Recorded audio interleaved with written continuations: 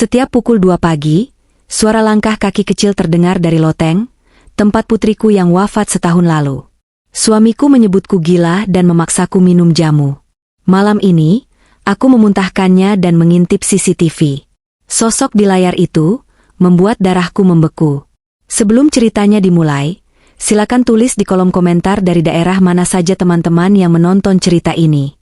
Jangan lupa like dan subscribe agar channel ini bisa semakin berkembang dan bisa mempersembahkan cerita yang lebih menarik lagi. Hujan di luar sana turun tanpa ampun, memukul-mukul kaca jendela kamar yang berembun dengan irama yang membosankan. Bunyinya seperti detak jam dinding raksasa yang menghitung mundur sisa kewarasanku. Sudah genap 365 hari. 1 tahun penuh sejak rumah besar bergaya kolonial ini kehilangan nyawanya. Dulu, dinding-dinding pucat ini memantulkan tawa renyah, suara lari-larian kecil, dan teriakan manja yang selalu memanggilku setiap 5 menit sekali.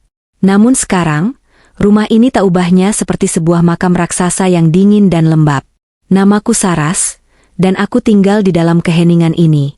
Aku duduk di tepi ranjang, jari-jariku yang gemetar perlahan mengusap permukaan kaca bingkai foto berukuran 10R yang kutaruh di atas nakas. Di sana, seorang gadis kecil dengan rambut dikuncir 2 tersenyum lebar, hingga matanya menyipit. Alia, putriku. Usianya baru 7 tahun di foto itu, foto terakhir yang kami ambil saat ulang tahunnya, seminggu sebelum petaka itu datang. Orang-orang bilang waktu akan menyembuhkan luka. Itu bohong. Waktu hanya mengajarkan kita cara hidup dengan rasa sakit, membiasakan diri bernapas meski ada batu besar yang menindih dada setiap detiknya. Kematian Alia begitu mendadak. Demam berdarah, kata dokter. Shock sindrom yang mematikan organ vitalnya dalam hitungan jam. Aku bahkan tidak sempat memeluknya untuk terakhir kali saat tubuh mungil itu mulai mendingin di ruang ICU. Yang kuingat hanyalah wajah Bram, suamiku, yang menahan tubuhku agar tidak ambruk saat dokter menggelengkan kepalanya dengan wajah penuh penyesalan. Saras? Suara bariton itu mengejutkanku. Aku menoleh.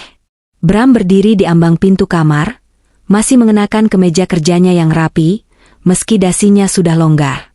Wajahnya tampan, tenang, dan selalu terlihat terkendali. Itulah Bram. Di saat duniaku hancur berantakan, dia tetap berdiri tegak, menjadi pilar yang menopang rumah tangga kami. Atau setidaknya, itulah yang terlihat di mata orang luar. Kamu melamun lagi, katanya lembut, namun ada nada lelah yang tersirat di sana. Ia berjalan masuk, aroma parfum mahalnya yang bercampur bau rokok tipis memenuhi ruangan. Ini hari peringatan 1 tahunnya. Mas, jawabku lirih, kembali menatap foto Alia. Rasanya baru kemarin aku menyisir rambutnya. Bram menghela napas panjang. Ia duduk di sebelahku, merangkul bahuku dengan lengan yang terasa berat. Aku tahu, sayang. Aku juga merindukannya. Tapi kita tidak boleh terus begini. Kamu semakin kurus, matamu cekung. Alia pasti sedih kalau melihat ibunya seperti mayat hidup. Kata-kata itu. Selalu kata-kata itu yang ia ucapkan. Demi Alia. Seolah-olah kesedihanku adalah sebuah dosa yang menyakiti arwah anakku sendiri. Aku hanya merasa ada yang belum selesai. Mas, gumamku, mencoba menyuarakan perasaan ganjil yang menghantuiku beberapa bulan terakhir. Kadang aku merasa dia masih di sini. Di rumah ini. Cengkraman tangan Bram di bahuku mengeras sesaat, sebelum akhirnya melonggar kembali. Itu hanya perasaanmu, Saras. Itu trauma. Kamu ingat kata psikiater, kan? Denial, penolakan. Kamu masih belum bisa menerima kenyataan. Ia bangkit berdiri, berjalan menuju jendela dan menutup tirai dengan gerakan tegas, seolah ingin menutup akses dunia luar, atau mungkin mengurungku lebih rapat di dalam.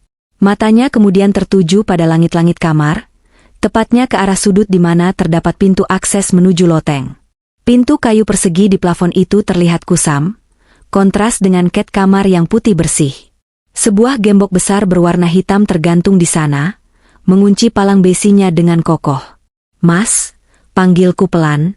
Soal loteng itu, apa tidak sebaiknya kita bersihkan? Aku dengar suara-suara gaduh dari sana kemarin siang. Mungkin ada tikus yang mati atau sarang burung. Baunya nanti bisa masuk ke kamar. Bram berbalik cepat, wajahnya yang tadi lembut kini menegang. Sorot matanya tajam, sebuah kilatan yang selalu membuat nyaliku menciut seketika. Sudah berapa kali aku bilang, Saras, jangan urusi loteng itu, nadanya meninggi, meski ia berusaha menekannya. Kayu di atas sana sudah lapuk parah. Lantainya bisa jebol kapan saja. Kamu mau celaka? Kamu mau jatuh dan patah tulang? Sudah cukup kita kehilangan Alia, aku tidak mau kehilangan kamu juga karena kecerobohan konyol. Tapi gembok itu. Aku mencoba berargumen, kenapa harus digembok sebesar itu? Tikus tidak butuh gembok, Mas. Bram mendekatiku, wajahnya kembali melembut, sebuah transisi emosi yang begitu cepat hingga membuatku bingung. Ia berlutut di depanku, memegang kedua tanganku erat-erat. Tatapannya kini penuh kasih sayang, tatapan seorang pelindung. Sayang, dengarkan aku. Gembok itu supaya kamu tidak nekat naik ke sana saat aku kerja. Aku tahu kamu, Saras. Kalau kamu sedang rindu Alia, kamu suka mencari barang-barang lamanya. Di atas sana banyak barang bekas yang berbahaya, paku berkarat, kayu tajam. Aku menguncinya demi keselamatanmu. Hanya itu. Apa aku salah karena ingin melindungimu? Aku terdiam, menatap mata suamiku. Penjelasannya masuk akal. Bram memang selalu protektif. Sejak Alia pergi, ia memperlakukanku seperti barang pecah belah yang harus dijaga ekstra ketat. Ia melarangku menyetir mobil sendiri, membatasi kegiatanku di luar rumah, bahkan mengatur jadwal makanku. Semua dengan alasan cinta. Maafkan aku, Mas. Akhirnya aku menyerah. Energinya untuk berdebat sudah habis terkuras oleh kesedihan seharian ini. Aku cuma rindu. Bram tersenyum tipis, lalu mencium keningku lama. Aku tahu. Sekarang, kamu istirahat ya. Aku buatkan teh hangat. Jangan pikirkan yang aneh-aneh. Loteng itu urusanku. Nanti aku panggil tukang kalau memang perlu diperbaiki. Kamu fokus saja pada kesehatanmu. Bram keluar kamar, meninggalkan aku sendirian lagi. Namun, saat pintu kamar tertutup, mataku kembali tertuju pada pintu loteng di langit-langit itu.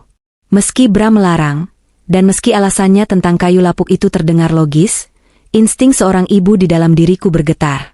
Entah kenapa, gembok hitam besar itu tidak terlihat seperti pengaman untuk mencegahku masuk. Gembok itu terlihat seperti segel. Seperti sesuatu yang dipasang untuk mencegah sesuatu dari dalam sana keluar. Hujan di luar semakin deras, dan untuk sesaat, di antara gemuruh petir, aku merasa rumah ini sedang berbisik. Dinding-dindingnya menyimpan rahasia, dan pusat dari semua rahasia itu ada tepat di atas kepalaku. Di balik kegelapan loteng yang sunyi, malam semakin larut. Bram kembali dengan secangkir teh herbal yang baunya menyengat, seperti biasa. Aku meminumnya sedikit hanya untuk menghargainya, lalu pura-pura tidur saat ia mematikan lampu. Dalam gelap, aku mendengar napas Bram yang teratur di sampingku. Tapi mataku tetap terbuka, menatap langit-langit yang gelap, membayangkan apa yang ada di balik papan kayu berdebu itu. Apakah barang-barang Alia yang dulu hilang saat pemakaman disimpan di sana? Apakah boneka beruang kesayangannya ada di sana? Pertanyaan demi pertanyaan berputar di kepalaku, menemani malam peringatan 1 tahun kematian putriku yang terasa begitu hampa. Aku tidak tahu bahwa malam ini, keheningan itu akan pecah. Aku tidak tahu bahwa malam ini, takdir akan mulai membuka tabirnya, sedikit demi sedikit, dimulai dari suara yang tak seharusnya ada. Jarum jam di dinding berdetak statis, menunjuk tepat ke angka 12 dan angka 2. Pukul 2 dini hari. Biasanya, pada jam segini aku sudah tenggelam dalam tidur yang dipaksakan oleh obat atau teh herbal racikan Bram. Tapi malam ini berbeda. Mungkin karena aku hanya meminum teh itu sedikit, atau mungkin karena rasa rindu pada Alia membuat alam bawah sadarku menolak untuk istirahat. Aku terbangun dengan keringat dingin membasahi dasterku. Suasana kamar gelap gulita, hanya diterangi oleh bias lampu jalan yang menyelinap malu-malu dari celah tirai. Hujan sudah berhenti, menyisakan suara tetesan air dari talang yang jatuh ke tanah basah. Sunyi. Senyap. Jenis kesunyian yang membuat telinga berdenging. Aku hendak memejamkan mata kembali, menarik selimut sampai ke dagu, ketika suara itu terdengar. Krek. Mataku terbuka lebar seketika. Napasku tertahan di tenggorokan. Suara itu berasal dari atas. Tepat di atas plafon kamar kami. Awalnya, aku berpikir rasional. Tikus. Pasti tikus. Rumah tua seperti ini adalah surga bagi hama pengerat. Atau mungkin musang yang tersesat masuk lewat celah genteng. Aku mencoba menenangkan detak jantungku yang mulai berpacu liar. Srek-srek. Suara itu terdengar lagi. Kali ini lebih panjang, lebih jelas. Dan seketika itu juga, logika tentang tikus runtuh. Itu bukan suara cakar hewan yang menggaruk kayu. Itu suara seretan. Seperti sesuatu yang berat namun kecil sedang diseret di atas lantai kayu loteng. Atau mungkin, langkah kaki yang diseret? Langkah kaki yang pincang? Aku menoleh ke samping.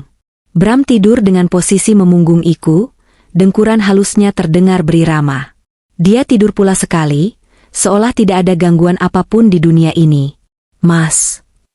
Bisikku pelan, tanganku mengguncang bahunya pelan. Mas Bram. Tidak ada respon. Hanya dengkuran yang sedikit berubah nada, lalu kembali stabil. Mas, bangun. Desakku lagi, kali ini sedikit lebih keras. Ketakutan mulai merambat naik dari ujung kaki ke kepalaku. Ada suara di atas. Mas, dengar nggak? Bram menggeliat sedikit, bergumam tidak jelas, lalu menarik selimut menutupi kepalanya. Tikus, saras besok saja. Gumamnya parau, suara khas orang yang sedang di alam mimpi. Ia kembali diam, tak bergerak. Aku menggigit bibir bawahku. Rasa kecewa bercampur takut membuatku nekat. Jika Bram tidak mau bangun, aku harus memastikan sendiri. Aku tidak bisa tidur dengan suara itu tepat di atas kepalaku. Perlahan, aku menyingkap selimut dan menurunkan kakiku ke lantai marmer yang dingin. Dinginnya menjalar hingga ke tulang. Dengan langkah mengendap-endap agar tidak membangunkan Bram yang, tampaknya, sangat lelah, aku berjalan menuju sudut ruangan, tepat di bawah lubang ventilasi udara yang terhubung dengan area loteng. Lubang itu tertutup kawat nyamuk yang sudah agak berdebu, letaknya cukup tinggi, dekat dengan lemari pakaian. Suara itu berhenti sejenak. Aku menahan napas, menempelkan telingaku ke dinding, mencoba memfokuskan pendengaran ke arah atas. Duk!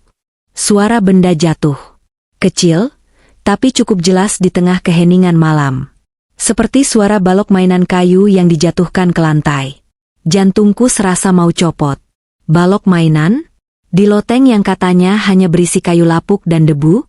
Aku mengambil kursi meja rias, mengangkatnya pelan-pelan agar tidak berbunyi, lalu meletakkannya di bawah ventilasi. Dengan tangan gemetar, aku memanjat naik ke atas kursi. Posisiku kini lebih dekat dengan plafon. Aroma apek debu tua dan kayu lapuk tercium samar dari celah ventilasi. Siapa di sana? Bisikku dalam hati, terlalu takut untuk mengucapkannya dengan lantang. Hening. Beberapa detik berlalu tanpa suara apapun. Aku mulai merasa bodoh. Mungkin Bram benar, aku hanya paranoid. Mungkin itu memang tikus besar yang menjatuhkan potongan kayu. Aku sudah bersiap untuk turun kembali ke kasur. Menerima nasibku sebagai ibu yang menyedihkan dan berhalusinasi. Namun, tepat saat aku akan menurunkan kaki, suara itu datang lagi. Bukan suara seretan. Bukan suara benturan. Itu suara senandung. Lirih. Sangat pelan. Hampir seperti desau angin, tapi memiliki nada. Bobo, oh Nina Bobo. Darahku berhenti mengalir. Seluruh tubuhku kaku di atas kursi itu. Air mata seketika merebak di pelupuk mataku, panas dan mendesak. Aku tahu lagu itu. Itu Nina Bobo. Tapi bukan sembarang Nina Bobo. Nada itu sumbang di bagian tengah, persis seperti cara Alia menyanyikannya. Alia selalu kesulitan mencapai nada tinggi di tengah lagu, jadi dia selalu memelankannya menjadi gumaman. Dan suara itu kecil, serak, dan terdengar sangat sedih. Kalau tidak Bobo digigit nyamuk. Aku membekap mulutku sendiri dengan tangan agar isak tangisku tidak pecah. Itu suara Alia. Demi Tuhan, itu suara putriku. Bagaimana mungkin? Dia sudah meninggal setahun lalu. Aku melihat pemakamannya. Aku melihat nisannya. Tapi telingaku tidak mungkin salah. Seorang ibu tidak akan pernah lupa suara anaknya, bahkan jika dunia hancur sekalipun. Alia, panggilku, suaraku nyaris tak terdengar, terjepit di antara isak tangis yang kutahan. Sayang, itu kamu, nak? Senandung itu berhenti mendadak. Suasana kembali hening, tapi kali ini hening yang mencekam. Hening yang terasa sadar. Seolah-olah ada seseorang di balik kegelapan di atas sana yang sedang menahan napas, mendengarkan panggilanku. Tiba-tiba, terdengar suara krek pelan tepat di atas ventilasi tempatku berdiri. Seseorang sedang berada tepat di atasku. Hanya terpisah selembar papan triplek dan plafon gipsum. Aku bisa merasakan kehadirannya. Auranya. Ibu. Satu kata. Lirih. Lemah. Seperti bisikan dari dunia lain. Kakiku lemas. Keseimbanganku goyah.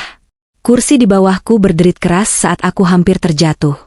Tapi aku buru-buru berpegangan pada lemari. Suara derit kursi itu memecah keheningan malam. Di tempat tidur, Bram bergerak. Kasur berbunyi kriet. Lampu tidur di nakas tiba-tiba dinyalakan. Saras, kamu ngapain di situ? Suara Bram terdengar tajam. Waspada, sama sekali tidak terdengar seperti orang yang baru bangun tidur dengan nyawa yang belum kumpul. Ia sudah duduk tegak. Matanya memicing menatapku yang berdiri gemetar di atas kursi di sudut kamar. Aku menoleh padanya, wajahku basah oleh air mata, tubuhku menggigil hebat bukan karena dingin, tapi karena guncangan batin yang luar biasa. Aku menunjuk ke atas dengan jari gemetar. Mas, di atas ada Alia, Mas. Aku dengar dia. Dia menyanyi. Dia memanggilku ibu. Bram terdiam sejenak. Ekspresinya sulit dibaca di bawah temaram lampu tidur. Tidak ada kaget, tidak ada bingung. Yang ada hanyalah rahang yang mengeras dan tatapan dingin yang membuatku merasa sangat kecil. Ia turun dari ranjang, berjalan pelan mendekatiku. Turun, Saras, perintahnya datar. Tapi Mas, kamu harus percaya. Dengarkan sendiri. Dia ada di sana. Aku histeris, tidak mau turun. Kita harus buka lotengnya. Anak kita ada di sana. Bram menarik tanganku kasar, memaksaku turun dari kursi hingga aku terhuyung. Ia mencengkram kedua bahuku, mengguncang tubuhku dengan kuat.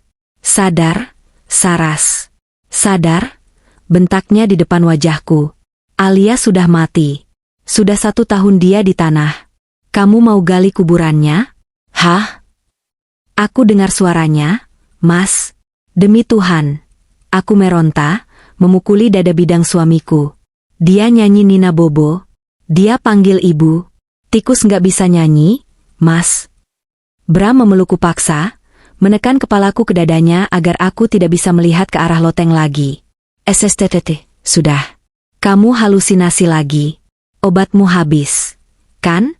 Kamu pasti lupa minum vitaminmu. Lepas? Aku nggak gila. Teriakku, suaraku teredam di kemejanya. Kamu nggak gila, sayang. Kamu cuma sakit. Kamu butuh istirahat, bisik Bram di telingaku. Nadanya kembali lembut, tapi pelukannya terasa seperti penjara besi. Besok pagi aku akan panggil dokter. Sekarang tidur. Jangan bikin keributan malam-malam, nanti tetangga dengar. Ia memapahku, atau lebih tepatnya menyeretku, kembali ke tempat tidur. Aku masih menangis, mataku nanar menatap langit-langit. Di sana, di balik kegelapan itu, aku yakin aku tidak gila. Meski Bram berusaha meyakinkanku bahwa itu semua hanya mimpi buruk akibat duka yang berkepanjangan, hatiku tahu kebenarannya. Tamu pukul 2 pagi itu bukan hantu. Hantu tidak menyeret kaki. Hantu tidak menjatuhkan balok kayu. Dan yang paling penting, naluriku sebagai seorang ibu berteriak satu hal yang membuatku semakin ngeri.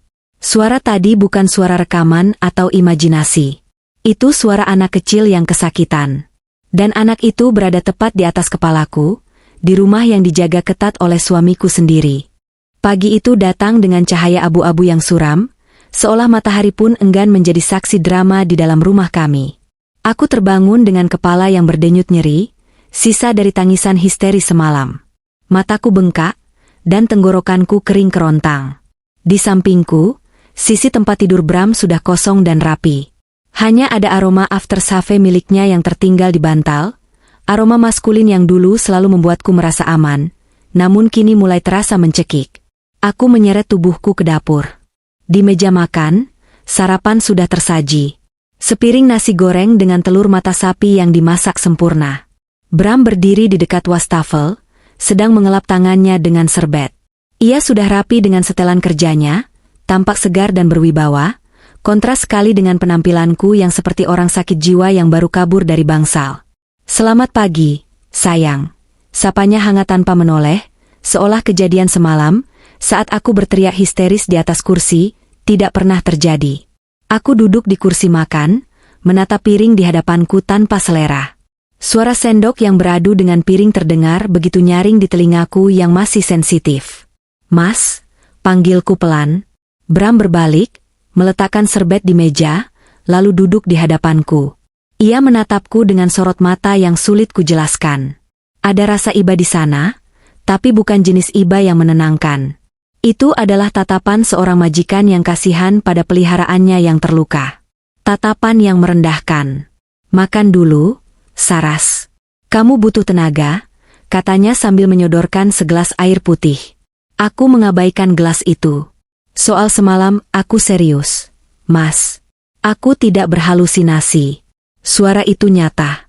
Suara Alia nyata. Hening sejenak. Bram menghela napas panjang, lalu meletakkan sikunya di meja, mencondongkan tubuhnya ke arahku.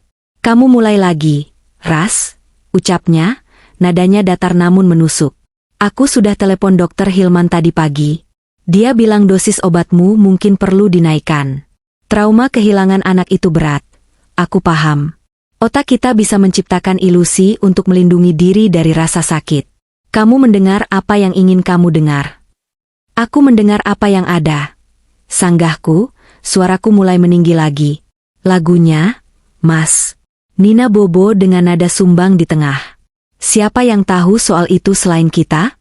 Siapa yang bisa meniru suara Alia sesempurna itu?" Bram menatapku lekat-lekat, tidak berkedip. "Kamu sendiri, Saras. Kamu ibunya. Kamu yang paling ingat suara dia." Alam bawah sadarmu memutar ulang memori itu di kepalamu sampai terdengar seperti nyata.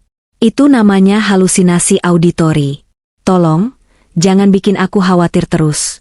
Aku harus kerja cari uang buat kita, buat bayar hutang-hutang pengobatan Alia dulu yang belum lunas. Jangan tambah bebanku dengan cerita hantu." Kata-kata itu menampar kesadaranku. Beban. Ya, selama setahun ini aku hanyalah beban. Istri yang depresi, yang tidak bekerja, yang hanya menghabiskan uang untuk terapi dan obat-obatan. Rasa bersalah mulai merayapi hatiku, mengikis keyakinanku tentang kejadian semalam. Apa benar aku gila? Apa benar aku cuma membebani Bram? Sepanjang hari itu, Bram pergi bekerja, meninggalkanku sendirian di rumah besar yang sunyi ini. Aku mencoba menyibukkan diri, mencuci piring, menyapu lantai, melipat baju. Tapi setiap kali aku melewati lorong di lantai 2, mataku selalu tertuju ke atas. Ke pintu loteng dengan gembok hitam besarnya. Aku mencoba menempelkan telinga ke dinding di bawah loteng berkali-kali, berharap mendengar suara itu lagi untuk membuktikan bahwa aku waras. Tapi nihil. Hanya suara angin yang menderu di celah atap. Semakin lama aku menunggu, semakin besar keraguanku. Mungkin Bram benar. Mungkin aku memang butuh istirahat total. Malam harinya, suasana rumah terasa lebih berat dari biasanya. Bram pulang lebih awal dengan membawa bungkusan kertas coklat. Wajahnya tampak lelah, tapi ia tersenyum lebar saat melihatku duduk diam di ruang tengah. "Aku bawakan sesuatu buat kamu," katanya sambil menuju dapur. Tak lama kemudian, aroma yang sangat khas memenuhi ruangan. Bau herbal yang tajam, pahit, dan sedikit berbau tanah. Bau jamu. Perutku mual seketika menciumnya. Itu bukan bau jamu gendong yang biasa lewat di depan rumah. Ini bau racikan khusus yang pekat. Bram keluar dari dapur membawa nampan. Di atasnya ada gelas belimbing berisi cairan hitam kecoklatan yang masih mengepulkan asap. Ia duduk di sebelahku, meletakkan gelas itu di meja. "Minum ini, Ras," perintahnya lembut. Aku menatap cairan pekat itu dengan ragu. "Apa ini, Mas?" Baunya menyengat sekali. "Jamu penenang. Resep kuno dari teman kantorku yang orang Solo." Katanya ampuh buat orang yang susah tidur dan sering cemas. Jawab Bram santai.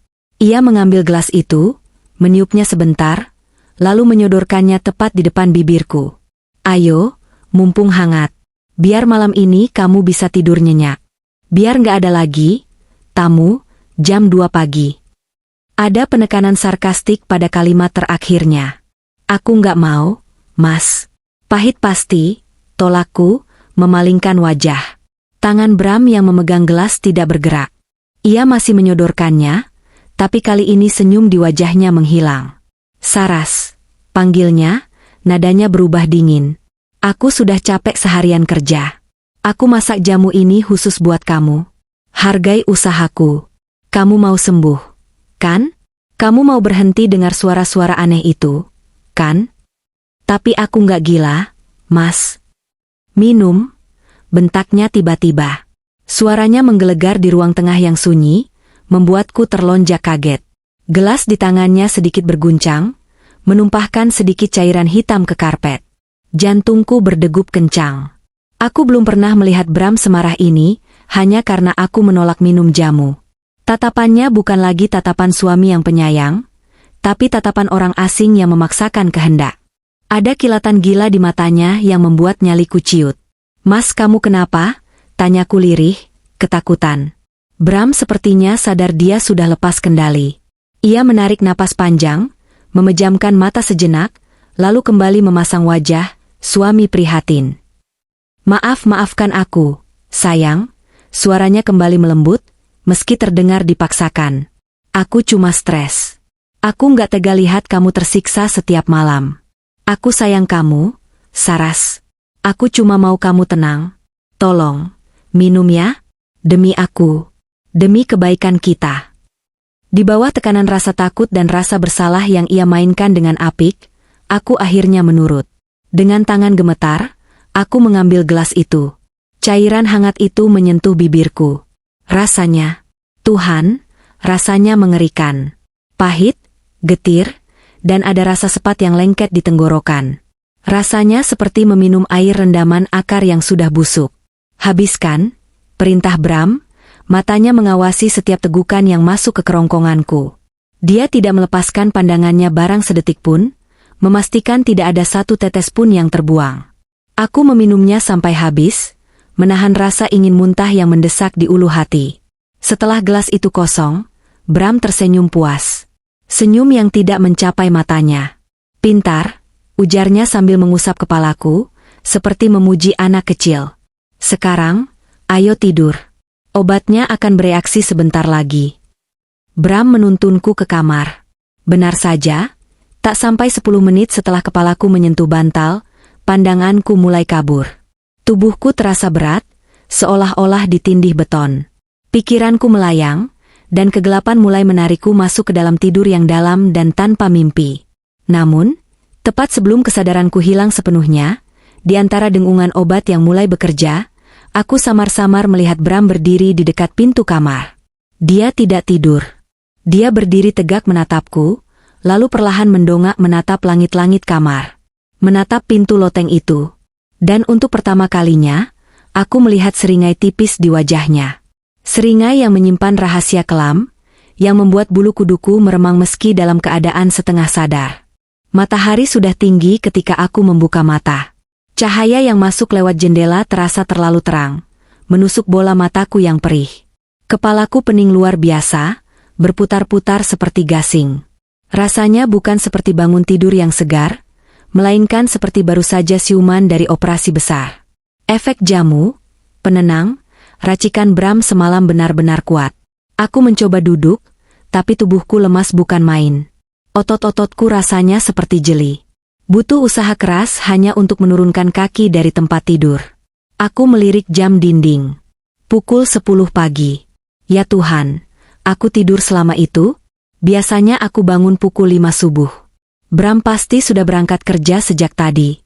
Dengan langkah sempoyongan, aku berjalan keluar kamar, berpegangan pada dinding agar tidak jatuh. Rumah sepi. Hening yang mencekam kembali menyambutku. Namun, di balik rasa pening dan lemas ini, ada satu hal yang tidak bisa diredam oleh obat tidur manapun. Instingku. Insting itu berteriak bahwa ada yang tidak beres. Kejadian semalam, paksaan Bram, tatapan matanya, dan seringai itu semuanya terasa janggal. Kenapa dia begitu takut aku mendengar suara di loteng? Kenapa dia harus membisusku sekuat ini? Aku butuh udara segar. Bau di dalam rumah terasa pengap, penuh dengan sisa aroma jamu yang membuatku mual. Aku membuka pintu belakang yang menuju ke halaman kecil tempat jemuran dan tempat pembuangan sampah. Udara pagi yang hangat menerpa wajahku, sedikit mengurangi rasa pening di kepala. Aku duduk di bangku kayu tua di teras belakang, mencoba mengumpulkan nyawa. Pandanganku tertuju pada tong sampah besar berwarna biru di sudut halaman. Tutupnya sedikit terbuka, mungkin karena terlalu penuh. Bram biasanya rajin membuang sampah ke depan setiap pagi sebelum berangkat kerja, tapi mungkin hari ini dia terburu-buru atau lupa. Angin bertiup pelan, menggoyangkan tutup tong sampah itu hingga terjatuh ke tanah dengan suara klontang. Sampah-sampah di bagian atas sedikit berhamburan keluar. Aku hendak bangkit untuk memungutnya, tapi mataku menangkap sesuatu yang berkilau tertimpa sinar matahari di antara tumpukan plastik hitam dan sisa sayuran. Warna merah menyala dengan gambar kartun beruang. Jantungku berdesir. Rasa lemas di kakiku mendadak hilang, digantikan oleh rasa penasaran yang mendesak. Aku berjalan mendekat, berjongkok di depan tumpukan sampah itu. Tanganku gemetar saat meraih benda berkilau itu. Sebuah bungkus biskuit. Chocobar. Biskuit coklat berbentuk kepala beruang. Napasku tercekat. Ini biskuit kesukaan Alia. Dulu, aku harus menyetok setidaknya 3 kotak setiap minggu karena dia tidak mau makan camilan lain. Tapi sejak Alia meninggal setahun lalu, aku tidak pernah lagi membeli biskuit ini. Melihat kemasannya saja di supermarket sudah cukup membuatku menangis, apalagi membelinya. Bram juga tidak suka makanan manis, dia lebih suka keripik pedas atau kacang. Kami tidak pernah punya tamu anak kecil. Lalu, dari mana datangnya bungkus ini? Aku memutar bungkus kosong itu di tanganku. Masih baru. Plastiknya bersih, tidak kusam atau pudar warnanya, menandakan ini bukan sampah lama yang terkubur setahun. Remah-remah coklat di dalamnya juga masih terlihat segar, belum berjamur. Tikus, bisikku pada diri sendiri, mengulang alasan favorit Bram. Aku mengamati bagian atas bungkus yang terbuka. Sobekannya. Disinilah logikaku bekerja melawan doktrin Bram. Jika tikus yang membukanya, plastiknya akan bolong-bolong tidak beraturan, penuh bekas gigitan kecil yang bergerigi. Tikus menggerogoti, bukan membuka. Tapi sobekan di bungkus ini, lurus, rapi. Sobekan horizontal di bagian atas, tepat di bawah segel, lalu ditarik ke samping. Ada bekas gigitan memang, tapi bukan gigitan tikus. Itu bekas gigitan gigi manusia, gigi anak kecil, yang mencoba menyobek plastik yang alot, lalu dilanjutkan dengan tarikan tangan. Aku tahu persis kebiasaan ini. Alia selalu kesulitan membuka bungkus Chocobar dengan tangannya yang licin, jadi dia akan menggigit ujungnya dulu sampai bolong, baru merobeknya. Pola sobekan ini, pola gigitan di ujung plastik ini, persis seperti cara Alia membuka jajannya. Duniaku berguncang. Biskuit ini baru, dimakan belum lama ini, di rumah ini, oleh seseorang yang punya kebiasaan makan persis seperti putriku yang sudah mati. Aku berdiri dengan cepat, kepalaku kembali pening karena gerakan tiba-tiba, tapi aku tidak peduli. Mataku nanar menatap rumah besarku sendiri. Rumah ini bukan lagi tempat perlindungan. Rumah ini adalah teka-teki raksasa. Berbagai potongan kejadian mulai tersusun di kepalaku seperti puzzle mengerikan. Suara langkah kaki di loteng. Suara nyanyian Nina Bobo. Sikap Bram yang paranoid soal loteng. Gembok besar yang tidak masuk akal. Jamu penenang yang dipaksakan. Dan sekarang bungkus biskuit Chocobar. Kecurigaan itu tumbuh menjadi keyakinan yang menakutkan. Bram menyembunyikan sesuatu. Bukan. Bram menyembunyikan seseorang. Tidak mungkin. Desis mulutku menolak, tapi hatiku berteriak iya. Apakah mungkin Alia masih hidup? Tapi aku melihat jenazahnya, atau yang kukira jenazahnya. Waktu itu peti mati ditutup cepat. Dokter bilang kondisinya buruk. Kulit membiru lebam karena pendarahan dalam, jadi sebaiknya tidak dilihat terlalu lama agar tidak trauma. Bram yang mengurus semuanya. Bram yang melarangku membuka kain kafan di bagian wajah terakhir kali. Bram yang mengurus surat kematian, asuransi, pemakaman, semuanya Bram. Aku meremas bungkus biskuit itu di tanganku sampai remuk. Rasa takut yang tadinya melumpuhkan kini berubah menjadi amarah. Amarah seorang ibu yang merasa dibodohi. Amarah seorang wanita yang nalurinya diremehkan dan dianggap gila oleh suaminya sendiri. Jika benar Alia ada di atas sana, jika benar anakku masih hidup dan dikurung seperti hewan di loteng yang gelap dan panas itu, maka Bram bukan lagi suamiku. Dia adalah iblis. Aku menatap jendela kamar kami di lantai 2. Lebih tepatnya, ke arah atap di atasnya. Tunggu ibu, nak, bisikku, air mata kemarahan menetes di pipiku. Ibu akan cari cara. Ibu janji. Aku menyimpan bungkus biskuit itu ke dalam saku dasterku. Ini bukti. Bukti fisik pertama bahwa aku tidak gila. Tapi aku tidak boleh gegabah. Bram cerdik. Bram manipulatif. Jika aku langsung melabraknya dengan bungkus sampah ini, dia pasti akan punya 1000 alasan. Dia bisa bilang itu sampah tetangga yang terbawa angin, atau dia yang memakannya karena rindu Alia, meski itu alasan bodoh, atau parahnya, dia akan menuduhku yang membelinya sendiri dalam keadaan tidak sadar karena gilaku makin parah. Tidak. Aku harus main cantik. Aku harus memastikan dengan mata kepalaku sendiri apa yang ada di loteng itu. Tapi bagaimana? Kuncinya selalu dibawa Bram atau disembunyikan di tempat yang aku tidak tahu. Mataku menyapu sekeliling halaman, mencari ide, mencari celah. Pandanganku berhenti pada pot tanaman lidah mertua besar yang ada di sudut teras. Tanaman itu subur, tanahnya gembur. Sebuah rencana nekat mulai terbentuk di kepalaku. Nanti malam, Bram pasti akan memaksaku minum jamu itu lagi. Dia butuh aku tidur nyenyak agar dia bisa bebas melakukan apapun. Mungkin memberi makan, tikus, di loteng itu. Kalau aku menolak, dia akan curiga dan marah seperti semalam. Jadi, aku tidak akan menolak. Aku akan meminumnya. Atau setidaknya, aku akan membuat dia berpikir aku meminumnya. Aku masuk kembali ke dalam rumah dengan tekad yang membara. Rasa pening dan lemas akibat obat masih ada, tapi kini adrenalin memompanya pergi. Aku harus bersiap. Aku harus berakting. Malam ini, aku akan menjadi istri penurut yang bodoh dan sakit-sakitan. Dan saat iblis itu lengah, aku akan membongkar neraka yang ia bangun di atas kepalaku.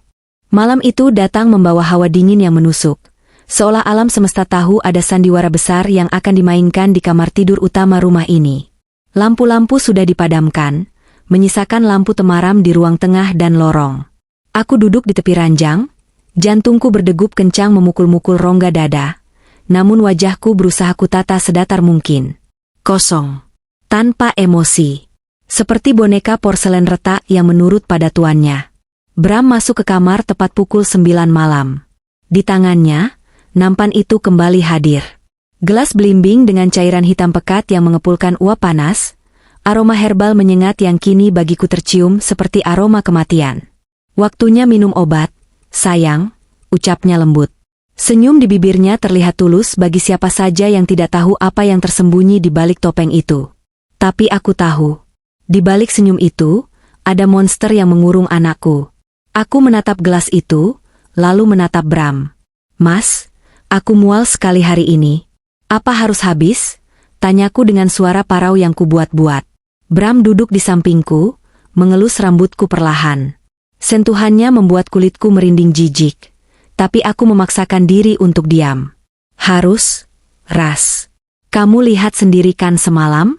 Kamu histeris lagi. Kamu butuh tidur yang berkualitas. Kalau kamu nggak minum, nanti, tamu, itu datang lagi di kepalamu. Kamu nggak mau kan dianggap gila oleh tetangga? Ancaman halus itu lagi. Aku mengangguk pelan, berpura-pura pasrah. Kuambil gelas itu dengan tangan gemetar yang sebagian asli karena ketakutan, sebagian lagi akting. Aku mendekatkan gelas ke bibir, membiarkan uapnya menerpa wajahku. Baunya membuat perutku bergejolak.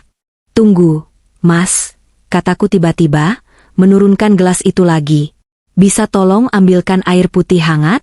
Tenggorokanku rasanya perih sekali kalau langsung minum yang pekat ini. Bram menatapku sejenak, matanya menyipit curiga. Detik-detik itu terasa seperti selamanya. Apakah dia tahu rencanaku? Apakah dia bisa membaca pikiranku? Jangan manja, Saras, ujarnya datar. Tolonglah, Mas. Cuma segelas air. Biar aku nggak muntah. Kalau aku muntah, jamunya terbuang percuma, kan? Logika itu sepertinya masuk akal baginya. Bram menghela napas kasar, terlihat kesal namun akhirnya berdiri. Baik, tunggu di sini. Jangan macam-macam. Begitu punggung Bram menghilang di balik pintu kamar menuju dapur, aku bergerak secepat kilat. Waktuku mungkin kurang dari 1 menit. Aku melompat dari ranjang, menyambar gelas jamu itu, dan berlari kecil tanpa suara menuju sudut kamar. Di sana, ada pot tanaman lidah mertua, Sansevieria, setinggi lutut yang diletakkan sebagai hiasan sudut. Tanaman itu berdaun tebal dan keras. Tanahnya cukup gembur dan gelap. Tanpa ragu, aku menuangkan isi gelas itu ke dalam pot. Cairan hitam pekat itu meresap cepat ke dalam tanah yang kering, meninggalkan jejak basah yang samar karena warna tanah yang juga gelap. Gluk gluk gluk. Jantungku rasanya mau meledak. Telingaku pasang radar, mendengarkan langkah kaki Bram. Sedikit lagi, sisa tetes terakhir jatuh.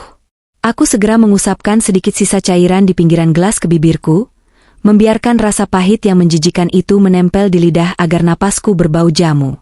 Aku juga menyisakan sedikit sekali ampas di dasar gelas, membuatnya terlihat seolah baru saja tandas diminum.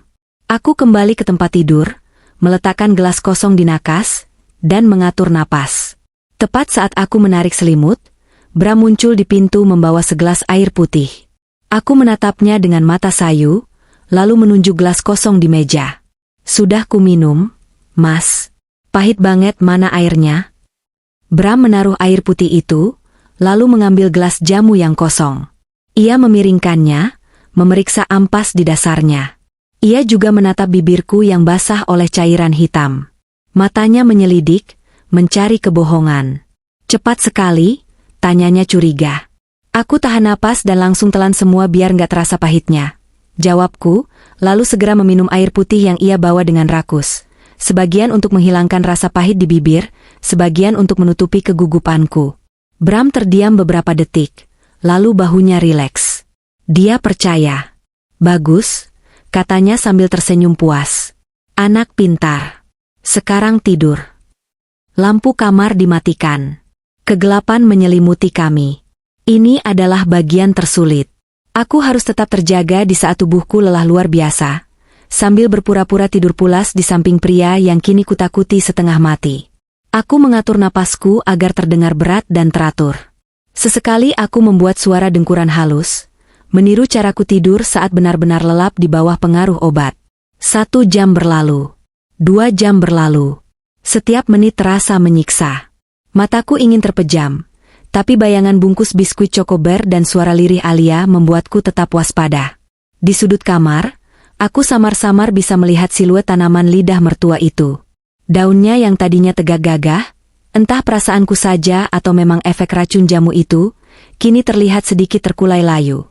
Jika tanaman sekuat lidah mertua saja bisa layu karena cairan itu, apa yang terjadi pada otakku selama setahun ini? Apa yang Bram berikan padaku? Pukul 1.30 dini hari. Tiba-tiba, Bram bergerak. Aku menahan napas, menyipitkan mata sekecil mungkin, hanya menyisakan celah sehelai rambut untuk mengintip. Bram duduk perlahan di tepi ranjang. Ia menoleh ke arahku, mengamatiku lekat-lekat. Tangannya terulur, menepuk pipiku pelan 2 kali. Saras, bisiknya. Aku tidak bergerak. Aku melemaskan rahangku, membiarkan mulutku sedikit terbuka, berakting seolah aku dalam koma tidur yang dalam. Merasa aman, Bram bangkit berdiri. Ia tidak berjalan ke pintu keluar, melainkan menuju meja rias antik milikku yang ada di seberang ruangan. Meja rias itu warisan nenekku, terbuat dari kayu jati tua dengan ukiran rumit. Dalam keremangan cahaya lampu jalan yang masuk lewat celah tirai, aku melihat Bram berlutut di depan salah satu kaki meja rias itu. Kaki meja itu berbentuk cakar harimau yang besar. Bram meraba bagian belakang ukiran kaki meja itu, lalu klik. Sebuah panel kecil di kayu itu tergeser. Mataku terbelalak dalam kegelapan. Selama bertahun-tahun aku memiliki meja rias itu, aku tidak pernah tahu ada rongga rahasia di kakinya. Bram merogoh ke dalam rongga itu dan mengeluarkan sebuah benda kecil berkilau. Kunci. Kunci kecil berwarna perak, bukan kunci gembok hitam besar yang ada di loteng. Tunggu, bukankah gembok di loteng itu besar? Kenapa kuncinya kecil? Atau, apakah gembok besar itu hanya tipuan? Hanya hiasan untuk menakutiku, sementara kunci yang sebenarnya adalah untuk mekanisme lain? Bram berdiri, menggenggam kunci itu erat-erat. Ia berjalan mengendap-endap keluar kamar. Begitu pintu tertutup pelan, aku langsung membuka mata lebar-lebar. Aku tidak berani mengikutinya keluar. Lantai kayu di lorong luar sering berderit. Jika dia menangkap basah aku sedang membuntutinya saat dia pikir aku sedang teler obat, tamatlah riwayatku. Sebagai gantinya, aku kembali memanjat kursi di bawah ventilasi, seperti malam sebelumnya. Kali ini tanpa suara, tanpa tangis. Hanya ada fokus yang tajam. Tak lama kemudian, terdengar suara langkah kaki di atas plafon. Langkah berat Bram. Lalu, suara lain. Papa. Suara Alia. Jelas sekali. Makan, suara Bram terdengar rendah dan dingin. Jangan berisik. Ibumu tidur. Kalau kamu nyanyi lagi kayak kemarin, Papa nggak akan kasih makan 2 hari. Ngerti? Ampun, Pak. Alia lapar. Makan. Suara benturan piring plastik ke lantai. Hening. Lalu suara isak tangis tertahan yang diikuti suara kunyahan terburu-buru. Di bawah sini, di kegelapan kamarku, aku membekap mulutku sendiri dengan kedua tangan. Air mataku mengalir deras tanpa henti, membasahi pipi dan leherku. Tubuhku terguncang hebat menahan jeritan yang ingin meledak keluar. Itu bukan halusinasi. Itu bukan trauma. Itu anakku. Darah dagingku diperlakukan seperti binatang oleh ayahnya sendiri. Bram bukan sekadar suami yang jahat. Dia psikopat. Malam itu, di bawah bayang-bayang tanaman lidah mertua yang mulai menguning dan mati keracunan jamu, Sisi, istri penurut, dalam diriku ikut mati. Yang tersisa hanyalah seorang ibu yang siap membakar dunia demi anaknya. Aku turun dari kursi, kembali ke tempat tidur sebelum Bram kembali. Aku bersumpah dalam hati, sambil meremas sprei dengan tanganku yang dingin. Besok, semuanya berakhir, Mas. Besok aku akan membukanya. Pagi harinya, suasana rumah terasa sangat aneh. Bram bersikap sangat manis, bahkan lebih manis dari biasanya. Ia mencium keningku lama sebelum berangkat, merapikan selimutku, dan tersenyum lebar. Aku ada meeting di luar kota hari ini, sayang. Di Bandung. Mungkin pulang larut malam atau besok pagi, katanya sambil mengenakan jas. Kamu baik-baik di rumah, ya? Jangan lupa minum vitamin. Kalau butuh apa-apa, telepon Pak RT atau pesan makan online saja. Jangan masak, nanti kamu capek. Iya, Mas. Hati-hati, jawabku dengan senyum palsu terbaik yang pernah kulakukan seumur hidupku. Begitu deru mobil Pajero milik Bram terdengar menjauh dan menghilang di tikungan jalan, aku langsung melompat dari tempat tidur. Tidak ada lagi rasa lemas, tidak ada lagi pusing. Adrenalin membanjiri tubuhku, memberikan kekuatan yang tidak kusangka ku miliki. Sasaran pertamaku, kaki meja rias. Aku berlari ke meja rias, berlutut, dan meraba bagian belakang kaki meja berbentuk cakar harimau itu persis seperti yang dilakukan Bram semalam. Jariku menemukan celah kecil. Aku menekannya. Klik. Potongan kayu itu bergeser, memperlihatkan rongga kecil seukuran kotak korek api. Kosong. Hatiku mencelos. Bram membawanya. Tentu saja dia membawanya. Dia tidak akan meninggalkan kunci akses ke rahasia terbesarnya saat dia pergi keluar kota. Sialan, umpatku, memukul lantai kayu dengan frustrasi. Aku menatap langit-langit kamar. Gembok di pintu loteng itu masih menggantung, mengejekku dengan warna hitamnya yang kokoh. Tanpa kunci itu, aku tidak bisa naik. Mendobrak pintu loteng itu mustahil bagiku sendirian. Posisinya terlalu tinggi dan kayunya, meski dibilang lapuk, sebenarnya masih tebal dan keras. Aku tahu itu bohong Bram belaka. Memanggil tukang kunci sekarang terlalu berisiko. Kalau Bram tiba-tiba balik karena ada barang tertinggal, Aku tidak punya alibi. Aku butuh bukti konkret sebelum bertindak. Aku butuh tahu persis kondisi di atas sana sebelum aku memanggil polisi. Kalau aku salah lapor dan ternyata loteng itu kosong, karena Bram memindahkan Alia semalam, misalnya, mereka akan benar-benar mengirimku ke rumah sakit jiwa. Otakku berputar cepat. Pikir, Saras. Pikir. Mata Bram. Tatapan Bram. Dia selalu tahu. Dia selalu waspada. CCTV. Aku teringat percakapan sebulan lalu. Bram memasang sistem keamanan baru. Biar kamu aman kalau aku dinas luar, katanya waktu itu. Ada kamera di garasi, di halaman depan, di dapur dan di lorong lantai 2 yang mengarah ke loteng. Bram bilang dia bisa memantaunya dari HP. Tapi aku tahu, sistem CCTV rumahan pasti punya induk, punya DVR, digital video recorder, tempat semua rekaman tersimpan. Dan biasanya, monitor utamanya diletakkan di tempat yang paling privat bagi pemilik rumah. Ruang kerja Bram. Ruang kerja itu ada di lantai bawah, di ujung lorong dekat gudang. Ruangan itu adalah zona terlarang bagiku sejak awal pernikahan. Banyak dokumen rahasia klien, Saras. Kode etik perusahaan, alasannya. Pintunya selalu terkunci rapat dengan kunci handle bulat model lama namun kokoh. Aku berlari menuruni tangga, menuju pintu kayu jati berwarna coklat tua itu. Terkunci. Tentu saja. Aku mencoba mencari kunci cadangan di tempat gantungan kunci dekat dapur. Tidak ada. Di laci meja tamu. Nihil. Bram benar-benar memegang kendali penuh atas akses di rumah ini. Keputusasaan mulai merayap, tapi aku tidak boleh menyerah. Aku teringat trik yang pernah kulihat di film, atau mungkin yang pernah diajarkan ayahku dulu saat kunci kamarku macet. Kartu plastik. Aku berlari ke tasku, mengambil kartu kredit kadaluarsa yang belum sempat kugunting. Aku kembali ke depan pintu ruang kerja. Tanganku gemetar, keringat dingin mengucur di pelipis. Aku menyelipkan kartu itu di sela-sela pintu, tepat di bagian lidah kunci. Ayo, ayo. Bisikku panik. Susah sekali. Pintunya rapat. Kartu itu melengkung, hampir patah. Aku mendorong pintu itu dengan bahu sambil menggesek kartu itu naik turun. Mencoba menekan lidah kuncinya agar masuk ke dalam. Krek. Bukan bunyi pintu terbuka, tapi bunyi kartu yang retak. Gagal. Aku mundur, napasku terengah-engah. Cara halus tidak mempan. Aku berlari ke dapur, mataku liar mencari alat apa saja. Palu, obeng, terlalu berisik. Lalu aku melihat jepit rambut logam panjang yang tergeletak di meja makan, bekas aku menguncir rambut kemarin. Aku mengambilnya, membengkokkannya sedikit. Dulu, saat kuliah, teman kosku pernah mengajariku cara membuka kunci pintu kamar mandi yang macet dengan jepit rambut.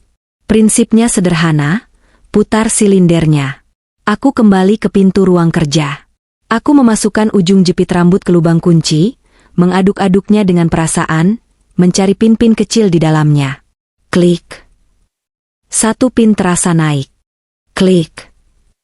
Pin kedua. Keringat menetes ke mataku, perih. Aku tidak peduli. Ayo, terbukalah brengsek. Klah. Silinder kunci itu berputar. Jantungku serasa berhenti sesaat. Dengan tangan gemetar, aku memutar gagang pintu. Pintu terbuka. Aroma asap rokok basi dan kertas tua langsung menyergap hidungku. Ruang kerja Bram gelap karena tirainya tertutup rapat. Aku meraba dinding, mencari saklar lampu. Klik. Cahaya lampu neon menerangi ruangan itu. Berantakan. Sangat berbeda dengan penampilan Bram yang selalu rapi. Meja kerjanya penuh tumpukan kertas. Di lantai berserakan bungkus rokok dan kaleng kopi. Tapi mataku langsung tertuju pada rak besi di samping meja kerja. Di sana, berkedip-kedip lampu merah dan hijau dari sebuah kotak hitam. DVR. Dan di atas meja, ada monitor komputer yang dalam keadaan sleep mode. Aku berjalan mendekat, kakiku menginjak selembar kertas yang jatuh di lantai. Aku memungutnya sekilas. Itu surat peringatan. Surat peringatan ketiga. Pinjaman online, dompet kilat, total tagihan, Rp540.000.000, segera lunasi atau aset akan disita. 0,5 miliar? Hutang apa ini? Judi? Saham gorengan? Aku melempar kertas itu ke meja. Itu tidak penting sekarang. Fokusku adalah monitor itu. Aku menggoyangkan mouse. Layar menyala. Meminta password. Tentu saja ada passwordnya. Aku ingin menjerit frustrasi. Apa passwordnya? Tanggal lahir Bram? Tanggal pernikahan kami? Aku mencoba, 120519585, ulang tahun Bram. Akses ditolak. Aku mencoba, 24102015, hari pernikahan. Akses ditolak. Ayolah, Bram, kamu orang narsis. Apa yang paling kamu pedulikan? Gumamku. Aku teringat sesuatu. Bram sangat terobsesi dengan mobilnya. Plat nomor mobil Pajero kesayangannya. B1874 RAM. Aku mengetikkannya dengan jari gemetar. Enter. Layar berkedip hitam sebentar, lalu terbuka. Tampilan grid kamera CCTV muncul. Ada 4 kotak di layar. Kamera 1, teras depan, kosong. Kamera 2, dapur, kosong. Kamera 3, ruang tengah, kosong. Kamera 4, kem_loteng. Jantungku berhenti berdetak. Kamera 4 tidak menampilkan kegelapan. Kamera itu menampilkan sebuah ruangan kecil dengan dinding kayu. Ada kasur busa tipis yang kusam di lantai. Ada ember di sudut. Dan di tengah ruangan itu, duduk memeluk lutut, seorang gadis kecil dengan rambut panjang gimbal berantakan, mengenakan kaos yang sudah terlalu kecil dan kotor. Alia. Dia sedang menatap lurus ke arah kamera CCTV, seolah-olah dia tahu ibunya sedang melihatnya dari balik layar. Wajahnya kurus, matanya cekung, tapi itu jelas putriku. Aku menutup mulutku menahan jeritan yang menyakitkan. Kakiku lemas, dan aku merosot jatuh ke lantai ruang kerja sambil terus menatap layar monitor. Kebenaran itu kini telanjang di depan mataku, lebih mengerikan dari mimpi buruk manapun. Bunyi klik dari silinder kunci yang terbuka itu terdengar seperti letusan pistol di telingaku yang sunyi. Pintu ruang kerja Bram yang selama ini menjadi benteng terlarang, kini terbuka sedikit, menyisakan celah gelap yang mengeluarkan aroma pengap. Bau rokok basi, kertas tua, dan, entah cuma perasaanku saja, bau kebohongan yang membusuk. Aku mendorong pintu itu perlahan. Engselnya tidak berdecit, menandakan Bram merawat ruangan ini dengan baik, jauh lebih baik daripada dia merawat hatiku. Aku melangkah masuk, meraba dinding di sebelah kiri untuk mencari saklar lampu. Cahaya neon putih berkedip sekali sebelum akhirnya menyala terang, menyinari kekacauan yang tersembunyi di balik rapinya penampilan suamiku sehari-hari. Ruangan itu berantakan. Berbeda jauh dengan ruang tamu kami yang selalu ia minta agar bersih tanpa noda. Di sini, puntung rokok berserakan di asbak yang penuh meluber sampai ke meja. Kaleng-kaleng kopi instan yang sudah penyok tergeletak di lantai. Dindingnya ditempeli berbagai kertas catatan dengan tulisan tangan cakar ayam Bram yang penuh angka-angka perhitungan rumit. Namun, mataku tidak terpaku pada sampah-sampah itu. Tatapanku terkunci pada satu titik di sudut ruangan. Rak besi hitam tempat sebuah perangkat DVR, digital video recorder, berkedip-kedip dengan lampu indikator merah dan hijau. Di sebelahnya, sebuah monitor komputer layar datar dalam mode sleep. Layarnya hitam pekat memantulkan wajahku yang pucat dan berkeringat dingin. Jantungku berdegup kencang, memukul-mukul rusukku dengan ritme yang menyakitkan. Aku tahu, begitu aku menyalakan layar itu, hidupku tidak akan pernah sama lagi. Tidak ada jalan kembali. Aku menarik kursi kerja Bram, kursi kulit hitam yang terasa dingin saat kududuki. Tanganku gemetar hebat saat menyentuh mouse. Aku menggesernya sedikit. Layar menyala. Sebuah kotak dialog muncul di tengah layar biru polos. Masukkan kata sandi. Tentu saja. Bram yang paranoid tidak akan membiarkan aksesnya terbuka begitu saja. Aku memejamkan mata, mencoba berpikir di tengah kepanikan yang melanda. Apa sandinya? Tanggal lahirnya? Sudah kucoba dalam hati dan rasanya terlalu klise. Tanggal pernikahan kami? Bram bahkan sering lupa mengucapkan selamat anniversary 2 tahun terakhir ini. Aku mencoba menempatkan diriku di posisinya. Bram adalah orang yang egois. Dia narsis. Dia bangga pada pencapaian materinya. Apa hal yang paling dia banggakan belakangan ini? Mobil barunya. Pajero hitam yang ia beli tunai 3 bulan lalu. Tepat saat aku sedang menangis di makam Alia. Dia bahkan memesan plat nomor khusus yang harganya mahal. Jari-jariku yang dingin mengetuk keyboard. B1874 RAM. Aku menahan napas saat menekan tombol enter. Layar berkedip hitam sejenak, membuat perutku mulas karena ketegangan. Sedetik. 2 detik. Lalu sistem terbuka. Tampilan grid 4 kamera muncul memenuhi layar. Kamera 1, teras depan. Kosong, hanya ada tanaman yang bergoyang tertiup angin. Kamera 2, dapur. Bersih, rapi, sunyi. Kamera 3, ruang tengah. Terlihat sofa tempat aku biasa duduk melamun. Kamera 4, kem loteng 01. Duniaku berhenti berputar. Waktu seolah membeku. Oksigen di paru-paruku tersedot habis. Mataku melebar, menatap piksel demi piksel yang menyusun gambar di kotak keempat itu. Gambar itu hitam putih karena pencahayaan yang minim, diambil dari sudut atas ruangan, mungkin kameranya disembunyikan di balok atap. Di layar itu, terlihat sebuah ruangan sempit dengan dinding kayu yang kasar. Lantainya tampak kotor. Ada ember plastik di sudut. Ada piring kotor yang berserakan. Dan di tengah ruangan itu, di atas lembar kasur busa tipis yang kumal, duduk sesosok tubuh kecil. Alia. Bukan hantu. Bukan memori. Itu fisik anakku. Dia duduk memeluk lutut, meringkuk seperti janin dalam kandungan. Rambutnya yang dulu halus dan wangi sampo stroberi, kini tampak panjang, gumbalkan, dan kusam seperti sarang burung. Pakaiannya, kaos bergambar My Little Pony yang dulu adalah baju favoritnya, kini terlihat kekecilan, ketat di bagian lengan, dan dekil penuh noda. Alia. Suaraku keluar sebagai cicitan yang tercekik. Air mata langsung merebak, panas dan mendesak, mengaburkan pandanganku. Aku menyentuh layar monitor itu. Jemariku menelusuri wajah mungil di layar yang tampak tirus. Tulang pipinya menonjol. Matanya cekung dengan lingkaran hitam di bawahnya. Dia sedang menatap kosong ke arah dinding, sesekali menggoyangkan badannya ke depan dan belakang. Gerakan repetitif. Gerakan anak yang mengalami trauma berat dan stres berkepanjangan. Ya Tuhan, nak, maafkan ibu.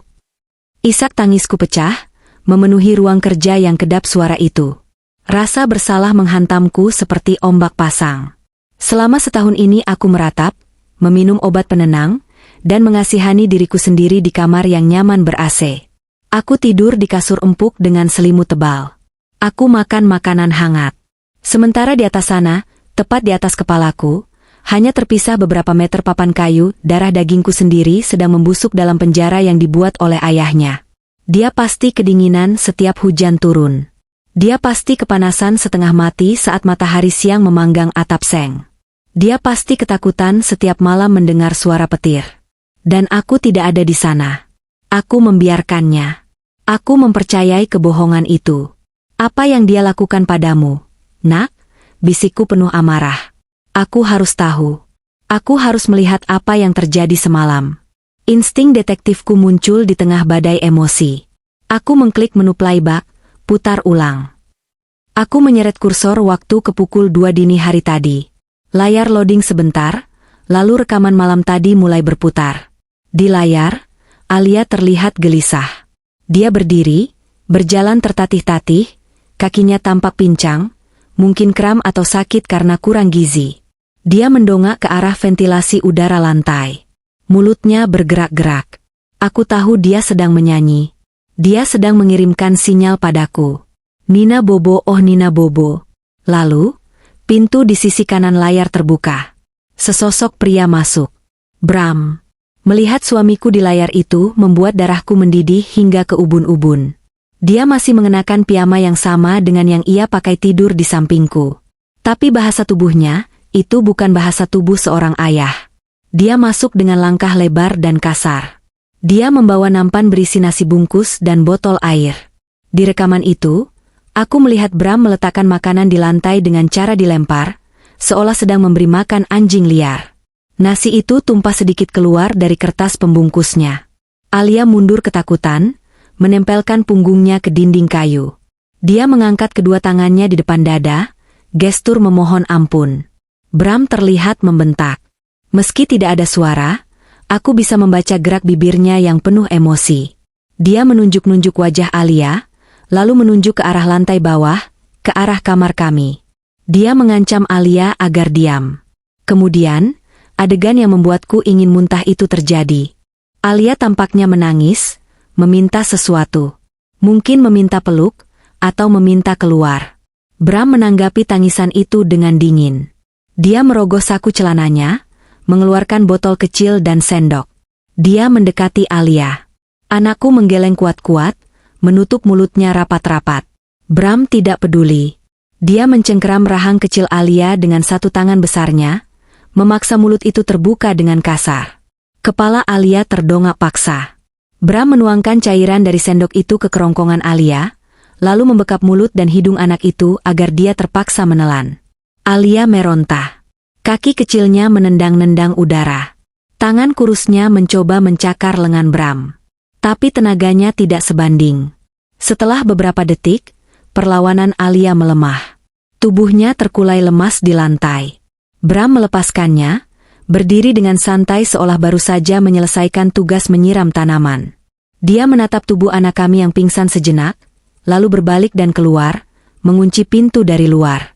Aku menutup mulutku, menahan jeritan histeris yang bisa membuatku gila. Air mataku mengalir deras membasahi meja kerja. Iblis. Desisku. Kau bukan manusia, Mas. Kau iblis. Pertanyaan besar masih menggantung di kepalaku yang terasa mau pecah. Kenapa? Kenapa dia tidak membunuhnya saja jika dia begitu membencinya?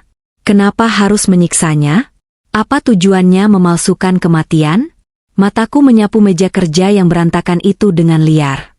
Aku butuh jawaban. Aku butuh motif. Aku mulai mengacak-acak tumpukan kertas di meja. Kwitansi bengkel, brosur mobil mewah, tagihan kartu kredit. Tanganku berhenti pada sebuah map tebal berwarna merah menyala yang terselip di bawah tumpukan koran lama. Di sudut map itu ada logo perusahaan asuransi ternama. Aku membukanya dengan tangan gemetar. Polis asuransi jiwa. Proteksi buah hati premium, tertanggung. Alia Pramudia ahli waris. Bramantio, ayah kandung, uang pertanggungan kematian, 5 miliar rupiah, 5 miliar rupiah. Tanggal efektif polis, 3 bulan sebelum kematian Alia. Status, klaim disetujui dicairkan. Napasku tercekat. 5 miliar. Harga nyawa anakku bagi suamiku adalah 5 miliar rupiah. Aku membalik halaman berikutnya. Ada lampiran surat kematian dari rumah sakit di pinggiran kota yang tidak pernah kami datangi. Ada tanda tangan dokter yang terlihat dipalsukan. Ada cap kelurahan, cap pemakaman, semuanya lengkap. Lalu, di samping map asuransi itu, aku menemukan surat lain yang sudah diremas-remas namun diluruskan kembali. Surat peringatan dari situs judi online dan aplikasi pinjaman online. Total tunggakan judi bola, 2 miliar 300 juta rupiah hutang aplikasi kredit, 800 juta rupiah jatuh tempo, segera. Semuanya menjadi jelas sekarang. Jernih seperti kristal. Bram terjerat hutang judi miliaran rupiah. Dia bangkrut total. Dia butuh uang cepat dalam jumlah besar, dan dia tidak punya aset untuk dijual. Jadi, dia menjual satu-satunya hal yang paling berharga yang kami miliki, anak kami. Dia merencanakan semuanya. Membeli asuransi besar, merekayasa penyakit demam berdarah, mungkin dia meracuni Alia sedikit demi sedikit waktu itu agar gejalanya mirip, lalu memalsukan kematiannya dengan menyogok orang-orang tertentu. Dan alasan kenapa Alia masih hidup? Mungkin karena dia tidak punya nyali untuk membunuh dengan tangannya sendiri. Atau mungkin dia menyimpannya sebagai cadangan. Sebagai sandera. Atau sekadar karena dia menikmati rasa berkuasa itu, menjadi Tuhan yang menentukan hidup mati seseorang di loteng rumahnya sendiri. Aku melempar map itu ke lantai. Kemarahan yang kurasakan sekarang bukan lagi kemarahan biasa. Ini adalah amarah purba. Amarah seorang induk yang anaknya disakiti. Rasa takutku pada Bram lenyap seketika, digantikan oleh dorongan membunuh yang dingin dan kalkulatif. Tapi aku tidak boleh gegabah. Bram sedang di Bandung, tapi dia bisa pulang kapan saja. Aku tidak bisa naik ke loteng sendirian tanpa alat. Gembok itu besar. Pintunya tebal. Kalau aku gagal membukanya dan Bram pulang, aku dan Alia akan tamat. Dia pasti tidak akan segan-segan membunuh kami berdua untuk menutupi jejaknya. Aku melirik jam dinding. Pukul 11.30 siang. Aku merogoh saku dasterku, mengambil ponsel. Tanganku menekan angka 110. Halo, polisi? Suaraku bergetar, berusaha menahan tangis agar terdengar jelas. Saya mau melaporkan penyekapan. Suami saya menyekap anak saya. Tolong, dia berbahaya. Tolong bawa senjata. Setelah menutup telepon polisi, aku menelepon satu nomor lagi. Nomor jasa tukang kunci 24 jam yang stikernya tertempel di tiang listrik depan rumah. Pak, ke Jalan Kenanga nomor 45. Sekarang. Saya bayar 2 juta kalau Bapak bisa datang dalam 10 menit.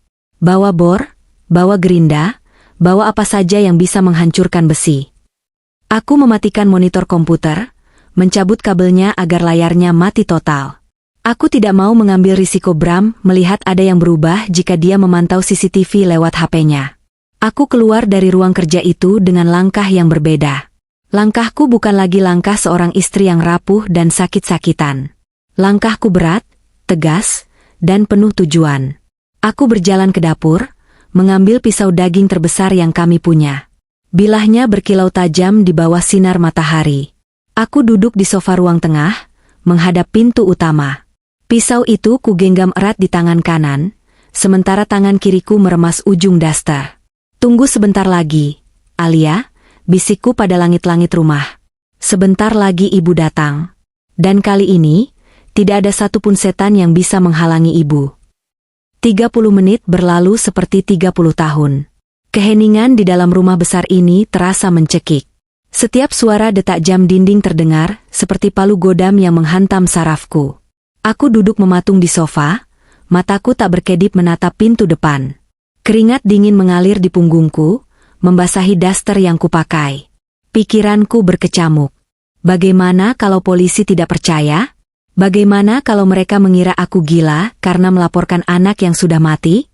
Bagaimana kalau Bram tiba-tiba muncul di pintu sebelum bantuan datang? Aku menggenggam gagang pisau daging itu semakin erat hingga jari-jariku memutih. Jika Bram masuk sekarang, aku bersumpah demi Tuhan, aku tidak akan ragu menancapkan benda ini ke lehernya. Tidak ada lagi cinta. Tidak ada lagi rasa hormat. Yang ada hanya naluri bertahan hidup.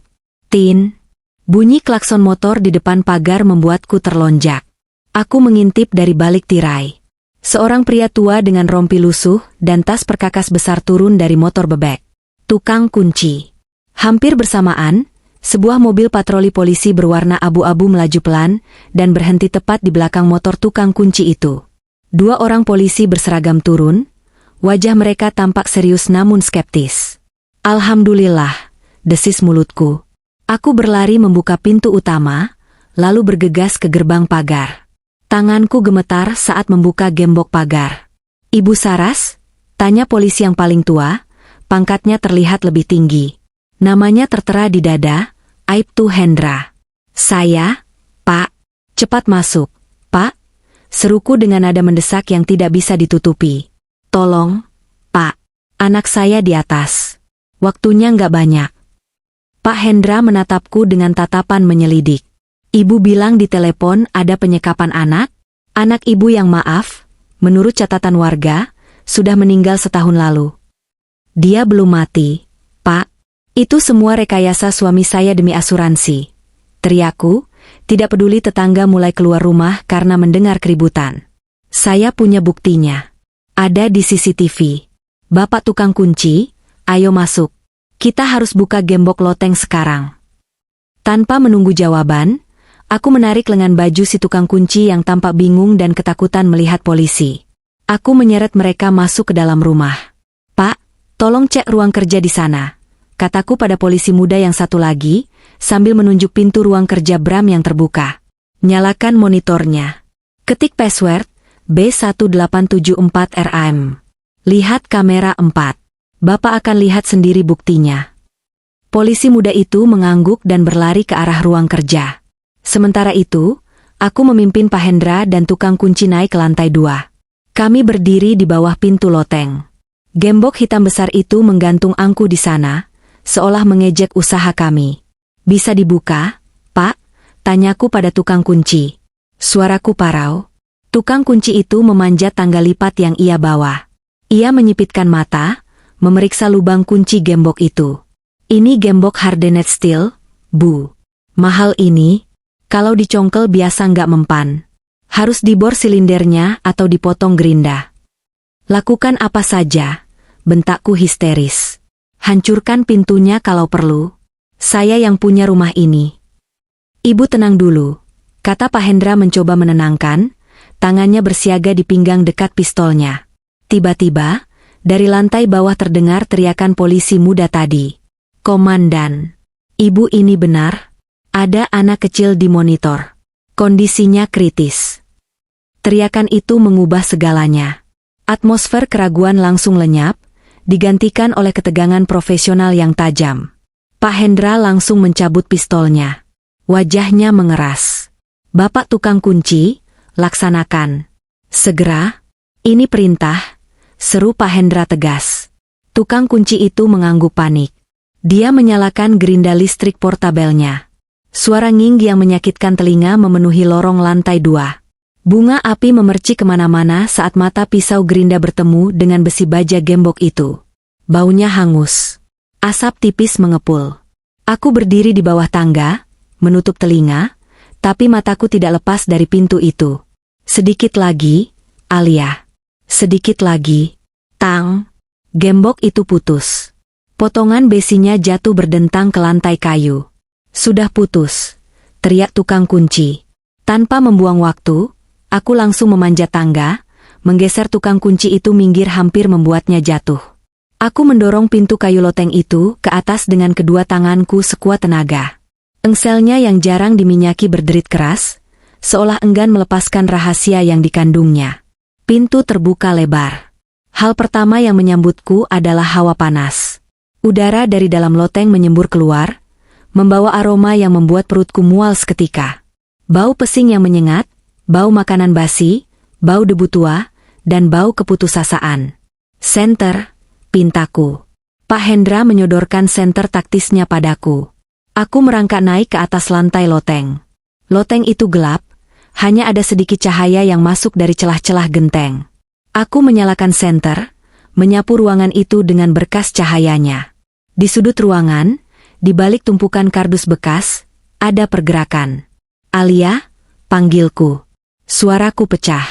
Alia, sayang. Sosok kecil itu meringkuk semakin dalam ke sudut, mencoba menyatu dengan bayang-bayang. Dia mengangkat tangannya menutupi wajah, silau oleh cahaya senter. Tubuhnya gemetar hebat, terdengar suara giginya bergemeretuk. Ampun, Pak, Alia nggak nakal, Alia nggak minta makan lagi, jangan pukul.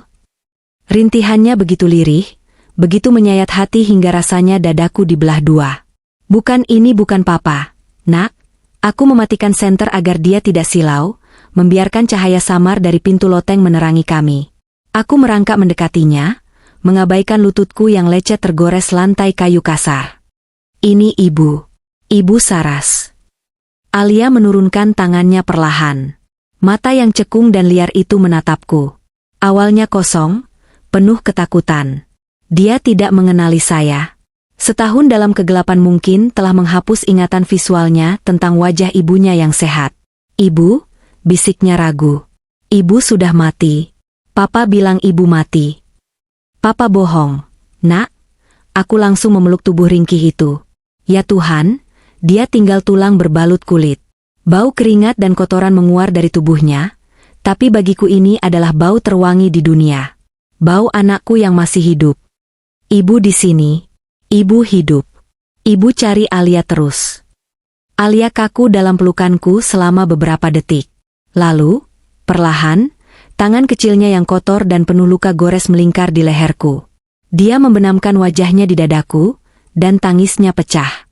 Bukan tangis manja anak kecil, tapi raungan panjang dari jiwa yang terluka parah. Ibu, tolong sakit. Alia mau pulang. Kita pulang sekarang. Kita keluar dari sini. Bisikku sambil menciumi rambutnya yang lengket. Pak Hendra sudah naik menyusul kami. Melihat kondisi Alia, polisi tua itu tampak terguncang. Dia mengumpat pelan, biadab. Dia segera melepas jaket dinasnya dan memberikannya padaku. Bungkus anaknya, Bu. Jangan sampai kedinginan atau silau di luar nanti. Aku membungkus tubuh Alia dengan jaket polisi yang kebesaran itu. Aku menggendongnya. Tubuhnya begitu ringan, mungkin beratnya tidak sampai 20 kilogram sekarang. Padahal dulu dia anak yang berisi. Dengan hati-hati, aku membawanya menuruni tangga. Tukang kunci dan polisi muda membantu menopang kami. Begitu kaki kami memijak lantai 2 yang bersih dan berkeramik, aku merasa seperti baru saja keluar dari perut neraka. Namun, drama hari ini belum berakhir. Saat kami menuruni tangga menuju ruang tamu, terdengar suara deru mesin mobil yang sangat familiar berhenti mendadak di depan rumah. Disusul suara pintu mobil dibanting keras. Bram. Dia pulang. Jantungku yang tadinya lega kembali memacu adrenalin. Ketakutan sesaat muncul, refleks terkondisi selama bertahun-tahun hidup di bawah dominasinya. Tapi saat aku merasakan beban tubuh Alia di lenganku, ketakutan itu berubah menjadi kebencian murni. Itu suami saya, kataku dingin pada Pak Hendra. Pak Hendra memberi kode pada rekannya. Mereka berdua langsung mengambil posisi siaga di kiri dan kanan pintu masuk, pistol teracung. Pintu depan terpentang lebar. Bram berdiri di sana, napasnya terengah-engah. Dia pasti mengecek CCTV lewat HP-nya dan melihat layarnya mati, lalu memacu mobilnya gila-gilaan dari tol. Saras, apa-apaan ini? Kenapa ada motor di dep? Kalimatnya terputus. Matanya melotot saat melihat pemandangan di depannya. Aku berdiri di anak tangga terakhir, menggendong Alia yang tampak seperti mayat hidup dalam balutan jaket polisi. Wajahku basah oleh air mata dan keringat, rambutku berantakan, tapi tatapanku tajam menusuk matanya. Bram membeku. Wajahnya yang merah padam karena marah, seketika berubah pucat pasi, seputih kertas. Tas kerjanya terlepas dari genggamannya, jatuh berdebum ke lantai. Kakinya mundur selangkah, insting pengecutnya menyuruhnya lari. Alia. Desisnya tak percaya. Rahasianya terbongkar telanjang di depan mata. Kejutan, Mas? Tanyaku dengan nada rendah yang bergetar menahan amarah. Kamu pikir kamu bisa menyembunyikan bangkai selamanya? Kamu pikir aku bodoh selamanya? Bram menelan ludah, matanya bergerak liar mencari jalan keluar. Saras, dengerin dulu, ini nggak seperti yang kamu pikir. Diam. Jangan bergerak. Polisi. Pak Hendra dan rekannya melompat keluar dari persembunyian. Moncong pistol mereka terarah tepat ke dada Bram. Tiarap sekarang juga. Bentak Pak Hendra, suaranya menggelegar memenuhi ruangan. Bram panik. Dia mencoba berbalik untuk lari ke mobilnya, tapi dia tersandung kakinya sendiri karena gugup. Dia jatuh tersungkur di teras. Sebelum dia sempat bangun, polisi muda sudah menerjangnya, menekan wajah Bram ke lantai keramik yang keras dengan lututnya. Sakit. Lepaskan. Kalian gak tahu siapa saya. Teriak Bram, masih mencoba menggunakan arogansinya yang sudah tidak berguna. Kami tahu siapa kamu. Kamu tersangka penyekapan anak dan penipuan asuransi. Bentak polisi muda itu sambil memelintir tangan Bram ke punggung.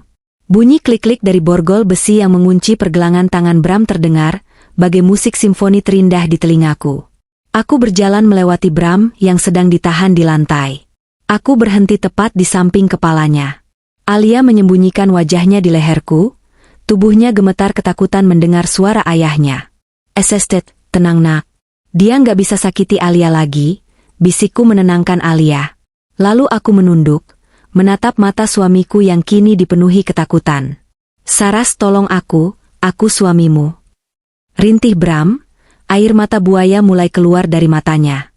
Aku hilaf, Saras, demi Tuhan aku hilaf. Aku meludah tepat di depan wajahnya. Suamiku sudah mati, Mas. Sama seperti kamu mematikan anakmu setahun lalu, kataku dingin. Selamat menikmati rumah barumu di penjara. Aku pastikan kamu membusuk di sana sampai ajal menjemputmu.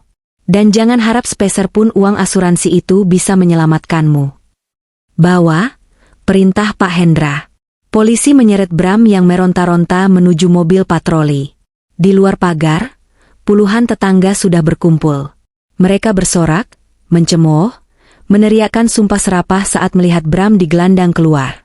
Bram menundukkan kepalanya dalam-dalam, hancur sudah reputasi pria terhormat yang selama ini dia bangun. Tidak lama kemudian, suara sirine ambulans terdengar meraung-raung mendekat. Petugas medis dengan sigap mengambil alih Alia dari gendonganku, membaringkannya di brankar, memasangkan masker oksigen dan selimut hangat.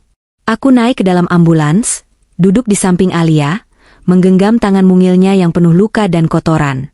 Saat pintu ambulans akan ditutup, aku menyempatkan diri menatap rumah besar bergaya kolonial itu untuk terakhir kalinya. Rumah itu tampak megah dari luar, dengan pilar-pilar kokoh dan cat putih bersih. Tapi aku tahu, itu hanyalah kuburan. Kuburan bagi kenangan, kuburan bagi pernikahan kami, dan hampir menjadi kuburan bagi anakku.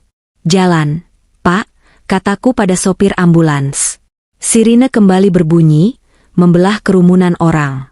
Mobil melaju meninggalkan komplek perumahan elit itu. Alia membuka matanya sedikit, menatapku dari balik masker oksigen. Tangannya meremas jariku lemah. Ibu. Suaranya teredam masker. Iya, sayang. Kita mau kemana? Aku tersenyum, menghapus air mata di pipiku. Untuk pertama kalinya dalam 1 tahun, aku merasakan harapan yang nyata. Bukan harapan palsu dari obat penenang, tapi harapan dari kebebasan. Kita mau menjemput hidup kita yang baru, Nak. Hidup di mana nggak ada loteng gelap, nggak ada gembok, dan nggak ada rasa takut. Cuma ada ibu dan Alia. Alia mengangguk pelan, lalu matanya terpejam. Kali ini, dia tidur dengan tenang. Napasnya teratur. Tidak ada lagi mimpi buruk tentang langkah kaki di atas plafon. Karena monster itu sudah pergi, dan ibunya sudah bangun dari tidurnya untuk melindunginya. Selamanya.